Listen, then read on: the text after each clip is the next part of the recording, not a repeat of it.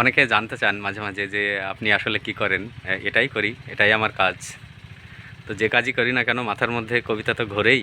আর কবিতা পড়তে পড়তে কখনো কখনো আমার মনে হয়েছে যে কবিতা আসলে কি, কেন কবিতা।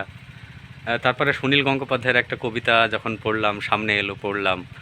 পড়ে মনে হলো কবিতা আসলে আমরা সবাই।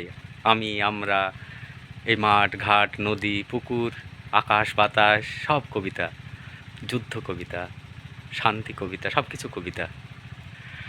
শুধু কবিতার জন্য এই জন্ম, শুধু কবিতার জন্য কিছু খেলা, শুধু কবিতার জন্য হিম সন্ধেবেলা একা ভুবন পেরিয়ে আসা, শুধু কবিতার জন্য অপলক মুখশ্রীর শান্তি এক ঝলক, শুধু কবিতার জন্য তুমি নারী, শুধু কবিতার জন্য এত রক্তপাত, মেঘে গাঙ্গেয় প্রপাত, শুধু কবিতার জন্য আরও দীর্ঘদিন বেঁচে থাকতে লোভ হয়, মানুষের মতো ক্ষোভময় বেঁচে থাকা।